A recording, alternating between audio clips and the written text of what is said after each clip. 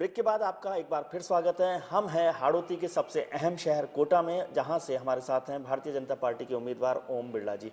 बिरला जी, आपका एक बार बहुत बहुत स्वागत है। जैसा हम जिक्र कर रहे थे कि भारतीय जनता पार्टी हमेशा से यहाँ रही है और आपने कोटा की समस्याओं का जिक्र किया, तो इसके लिए तो आपकी पार्टी भी तो जिम्मेदार है, नहीं, क्योंकि आप तो हमेशा से यहाँ पर रहे। हमारी पार्टी जिम्मेदार नहीं है। 5 साल कांग्रेस की सरकार राजस्थान में, 5 साल कांग्रेस सरकार की। कृषि इलाके में सिंचित इलाका बढ़ाना, पीने का पानी करना, कोटा का एक एजुकेशन हब बन सकता था। कोटा को आईआईटी राजस्थान सरकार ने दी, दिल्ली में इनकी सरकार, कोटा में आईआईटी चल गई। हम एजुकेशन का बहुत बड़ा हब बन सकते थे। एजुकेशन कोचिंग के मुझे कहा लोगों ने कि आईआईटी को केवल वसुंधरा राजे जी के ईगो की वजह से वो नहीं मिल पाया, नहीं, अर्जुन सिंह जी से नहीं मिले। वो तर्क गलत देते हैं कांग्रेस के तर्क गलत हैं। कौन सा ईगो, कौन सा है? अशोक गहलोत जी मुख्यमंत्री बने, दिल्ली में इनकी सरकार बनते ही इन्होंने एक नई व्यास कमेटी के नाम से बनाकर दोबारा रिपोर्ट मंगा ली, जबकि तर्कसंगत रिपोर्ट आ गई थी। फिर कौन सा अंक हो गया था? क्या हम दिल्ली के दौरे ठोकने जाते?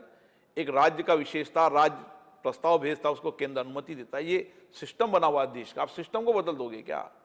हालात क्या है कि मतलब कोटा से आईआईटी चल गई, कोटा से आईआईटी नहीं जाती तो कोचिंग का स्टूडेंट नहीं आ पाता, आईआईटी खुलती और एजुकेशन हब खुलता, तो एक एजुकेशन स्कूल से लेकर हाई एजुकेशन तक का सेटअप बढ़ता, तो यहाँ पर हम एक एजुकेशन हब को डेवलप कर सकते, तो पूरे देश का एक बेटर।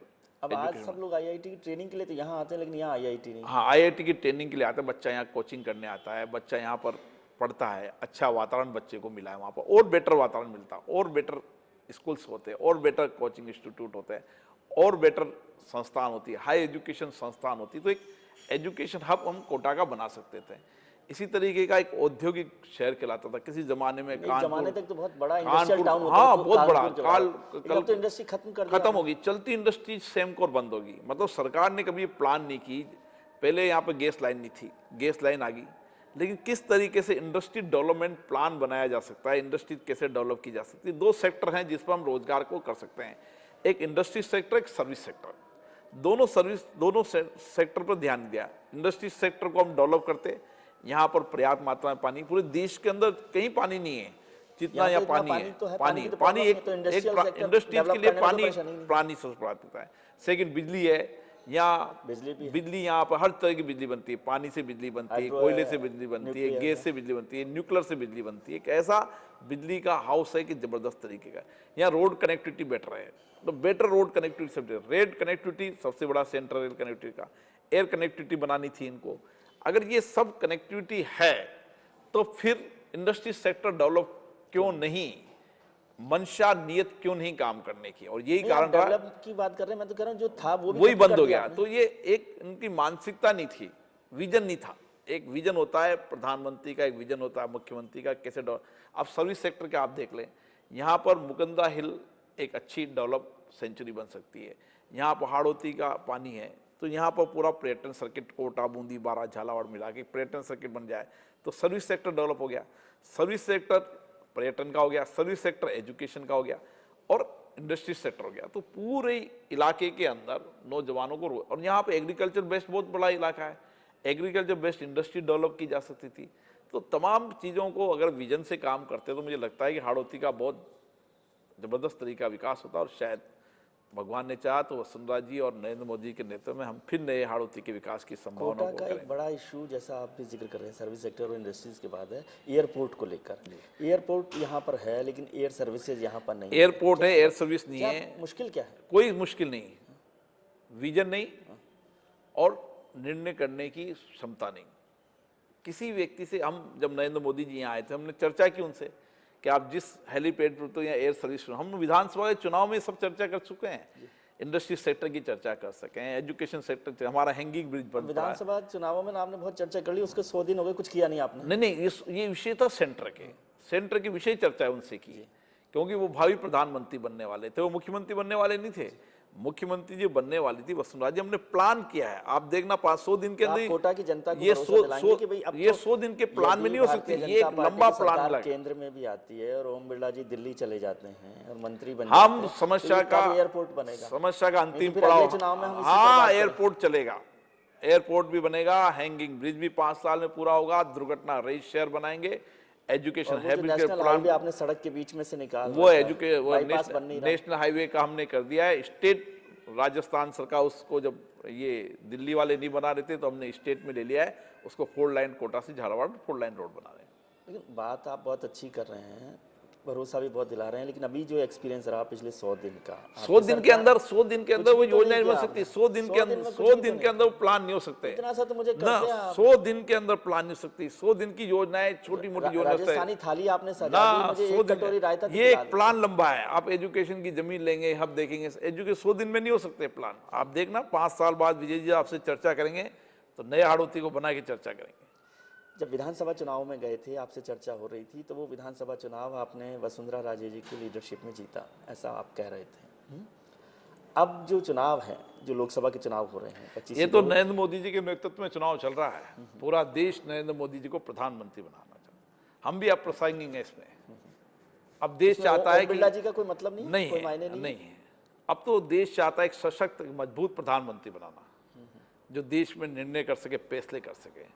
जनता उस नजर से देख रही, जनता उस विजन से देख रही कि विजन वाला प्रधानमंत्री चाहिए। उस विजन के लिए, उस मिशन के लिए राजस्थान बहुत महत्वपूर्ण स्टेट है, क्योंकि अभी आपके पास सबसे कम गुजरात MP राजस्थान जुड़ा हुआ है, उनको गुजरात, राजस्थान, तो उसका उनको भी असर थोड़ा सा दिखाई राजस्थान देता असर पड़ाएगा। उनको राजस्थान की सारी भौगोलिक स्थिति, यहाँ की सारी स्थितियों को पता है। गुजरात और राजस्थान जुड़ा हुआ, तो ठीक से प्लान डेवलपमेंट का प्लान कर सकते हैं। लेकिन एक बड़ा एम्बिशन प्लान बनाया कि अभी वाली जो लोकसभा है, 15वीं लोकसभा, उसमें 4 MP हैं बीजेपी के राजस्थान से, और इस समय आप मिशन 25 पर अचानक आ अब गए। मिशन 25 इसलिए आ रहे हैं कि 163 सीटें अभी 3 महीने पहले आई है राजस्थान में। उसमें नरेंद्र मोदी जी का भी प्रभाव था, वसुंधरा जी का एक विजन था, मुख्यमंत्री बनाने के लोगों ने वोट दिए। तो 25 सीटें आना तो स्वाभाविक है ना। 163 सीटें भी आई है 3 महीने पहले। हमने ऐसा क्या कर दिया, 3 महीने के अंदर लोग नरेंद्र मोदी को प्रधानमंत्री नहीं बनाना चाहेंगे। 3 महीने में हमने ऐसा क्या कर दिया कि रोज रोज हमारी सत्ता को परिवर्तन कर देंगे। ऐसा हमने क्या कर दिया? कांग्रेस ने ऐसा क्या कर दिया? 10 साल का कांग्रेस के शासन को देखकर लोग वोट दे देंगे क्या? 10 साल की उनकी प्रायोरिटी, एक काम तो बता दे, कोटा का मेंबर ऑफ पार्लियामेंट एक काम बता दे कि कोटा में एक उपलब्धि उनकी रही हो, वन सिंगल। आप समझ रहे कुछ भी काम नहीं किया कुछ भी नहीं, एक सिंगल। मैं तो कह रहा हूं एक उपलब्धि बता दे कि कोटा की उपलब्धि ये है। उन्होंने 20 करोड़ रुपए खर्च किए MP फंड से। नहीं तो तुम मुनीम को बिठा दो तो ही खर्च कर देगा वो तो 20 करोड़ रुपया। आप किसी को मुनीम को बिठा दो, किसी को बिठा दो कि आपको सांसद कोष का पैसा खर्च करना है, विधायक कोष का पैसा, कोई भी खर्च कर देगा। जी ये कोई काम है क्या? आप किसी को बिठा दो, अनपढ़ को बिठा दो, वही बाबू पीए बना के वही लिख देगा तेरी पंचायत में 3 लाख रुपए दे, 2 लाख रुपए दे। ये कोई काम है क्या? जैसे आप कह रहे हैं कि जनता ने आपको 163 सीटें दी, जनता हो सकता है अब भी दे दे आपको, ये चाहती हो, लेकिन आपकी पार्टी तो नहीं चाहती। आपकी पार्टी में इतनी नाराजगी हो रही है, इतना कोई confrontation नाराजगी हो रहा नहीं, है, कोई इतनी नाराजगी सीटों नहीं। को हमारी लेकर पार्टी एक है, सब मिलकर चुनाव लड़ रहे हैं। बाड़मेर में गया था अभी उदय यहाँ आने से पहले, तो वहाँ जसवंत सिंह जी जैसे बड़े लीडर आपके रहे, उनको इंडिपेंडेंट चुनाव लड़ना पड़ रहा है। तो वो मिशन 25 देखो के लिए एक ये मुश्किल निर्णय केंद्र का है, कौन लड़े कौन नहीं लड़े, लेकिन पार्टी सब एक है। जी, वहाँ पर टोंक में हम जा रहे हैं, वहाँ पर सुखवीर जी को, जौनपुरिया जी को आपको बाहर से बुलाना पड़ा, तो पार्टी के हरीश मीणा जी को आपने वहाँ पर बुलाया है दौसा फैसले में। देखो इसका किस मतलब है कारण कि- हुए, कैसे हुए, ये निर्णय करने वाले बताएंगे। हम तो ये कह सकते हैं कि अभी लोग नरेंद्र मोदी को प्रधानमंत्री बनाना चाहते हैं। राज्य में बीजेपी की सरकार है, केंद्र में बीजेपी की सरकार है, संतुलित विकास चाहते हैं, एक अच्छा विकास, एक अच्छा राजस्थान चाहते हैं। नहीं, लेकिन कैसे मिलेगा जब आपकी पार्टी पूरी तरह से एकजुट एकजुट है, जनता पार्टी एकजुट एकजुट हो है, सकती है, जनता जनता एकजुट चाहती है, भी जनता एकजुट है। जनता चाहती है कि देश में प्रधानमंत्री नरेंद्र मोदी बने। ऐसा आपको पक्का लग रहा है? पक्का गांव गांव के अंदर लोग कहते हैं कि अब तो नरेंद्र मोदी को बनना है प्रधानमंत्री। ऐसा क्या बड़ा बदलाव होगा? क्या आपको लग रहा है कि देखो, पार्टी के जो सबसे बड़े नेता आज तक हुए एक वो क्या अटल होता है, बिहारी वाजपेयी रहे। अटल बिहारी वाजपेयी भी हुए, तो आज अडवाणी जी अटल भी, बिहारी वाजपेयी से भी बड़े नेता हो गए अटल नरेंद्र बिहारी अडवाणी जी भी नेता हुए। लेकिन क्या है, एक स्टेट का विजन देखा है लोगों, ऐसे प्रचार से नहीं बने। नरेंद्र मोदी जी ऐसे प्रचार से प्रधानमंत्री लोगों ने स्वीकार नहीं किया। एक स्टेट में उन्होंने विजन दिया, एक स्टेट में डेवलपमेंट प्लान दिया, इंडस्ट्री दी, सर्विस सेक्टर दिया, तमाम सेक्टर दिया। तो लोगों को लगा कि एक व्यक्ति जब स्टेट को ठीक से प्लान कर सकता है तो देश को भी ठीक प्लान कर सकता है, इसलिए लोग उनके साथ हुए। नहीं, क्या मैं ये मानूं कि वाजपेयी जी से बड़े नेता हुए? क्योंकि वाजपेयी जी के नेतृत्व में भी आपको मैं मेजॉरिटी नहीं मिली। किसी नेतृत्व तो की अब आज नरेंद्र तुलना में मोदी नहीं को कर लेकर सकता। इतना अटल बिहारी वाजपेयी overconfident ने हैं अटल आप। बिहारी वाजपेयी ने इस पार्टी को उस समय सींचा था, अडवाणी जी उस पार्टी सींचा था जब हमारे कार्यकर्ता नहीं थे। गांव गांव के अंदर उनकी जिंदगियां खपा दी उन्होंने जनसंघ से, भारतीय जनता पार्टी के वर्चस्व को खड़ा करते। उन्होंने गरीबी से लेकर उस छोटे पौधे से लेकर बट वृक्ष को देखें तो उनका तो कोई मुकाबला थोड़ी कर सकते हैं। हम तो कहते हैं कि नए दौर के नए प्रधानमंत्री का विजन है नरेंद्र मोदी का। ऐसा तो नहीं है कि जो सेकंड रैंक की जो लीडरशिप थी उसमें वो आगे निकल गए हैं, और जो सेकंड रैंक की जो लीडरशिप सेकंड दौर की लीडरशिप का सवाल नहीं, बेटर असाइनमेंट दिया एक स्टेट को उन्होंने, बेटर काम दिया, एक विजन दिया, सोच दिया, नजरिया दिया, डेवलपमेंट का प्लान दिया। वो सारा चुनाव डेवलपमेंट पे लड़े। अब कांग्रेस किस पर, सांप्रदायिक पार्टियों पे लड़ रही कांग्रेस। सांप्रदायिकता की बात इसलिए करते हैं क्योंकि आप जो हाँ, है, सांप्रदायिक की बात नहीं करना चाहिए। उनको 10 साल का, उनको 10 साल के डेवलपमेंट के प्लान पर लड़ना चाहिए कि हमने 10 साल ये डेवलपमेंट किया है, इसके आधार पर वोट लो। सांप्रदायिक पार्टी है, 14% माइनॉरिटी को आपके लिए कोई हमारे लिए सारा देश, सारी जाति, सारे धर्म एक है। मोदी हम जाति धर्म, हम जाति धर्म के आधार पर चुनाव नहीं लड़ रहे हैं, न सेकुलर के आधार पर। हम कोई कहेंगे हम मुसलमान का भला ना करना चाहते, हिंदू गरीब का भला करना नहीं चाहते, ऐसा नहीं है। हमारी आंखें धर्म के आधार पर किसी गरीब में अंतर नहीं समझना चाहती। ये धर्म के आधार पर गरीबी को अंतर समझना इस देश की राजनीति पार्टियों के लिए ठीक नहीं है। अभी जब पिछला वाला इलेक्शन हुआ था 2004 का, जब आपने एनडीए के साथ चुनाव लड़ा था, तो आपने अपने एजेंडा एनडीए के एजेंडा पर बनाया और राम मंदिर जैसे जो कोर इशू थे वो नहीं रखे। आज फिर आप उस कोर इशू पर आ गए, तो लोगों को फिर डर लगता है कि फिर कोई डर लगे, कम्युनल एजेंडा पर आप आ जाते हैं। कोई डर लगे, हमने जिन विषयों को लेकर, जब भी बीजेपी को ताकत मिलती है वो चाहे राम मंदिर का एजेंडा हो, धारा 370 का एजेंडा हो, कॉमन सिविल कोड का एजेंडा हो, ये एजेंडे हमारी पार्टी के मूल आधार है। हम मूल आधार को छोड़ के चुनाव लड़ेंगे, लोग कहेंगे आपने मूल आधार छोड़ दिया। मूल आधार नहीं छोड़ेंगे। सांस्कृतिक राष्ट्रवाद हमारा मूल आधार है। लेकिन लोगों को लगता है कि इससे लोगों को लगे, हिंदुस्तान का सेक्युलर हाँ, लोगों को लगे, लोगों को लगे, टूटता है, लोगों को लगे। हम ऐसा कोई सेकुलर नहीं करना चाहते कि गरीब की आंखों से अंतर दे, धर्म के आधार पर बंटवारा करके वोट मांगना चाहें। हमारे लिए सब धर्म के आधार पर आप बंटवारा कहाँ करते हैं? आपने 25 सीट में एक भी दूसरे धर्म के व्यक्ति को टिकट नहीं दिया। बंटवारा क्या है? जो काबिल होगा उसको टिकट देंगे। हमारे क्या शाहनवाज हुसैन जी चुनाव नहीं लड़ रहे क्या? हमारे मित्र चुनाव लड़ रहे हैं।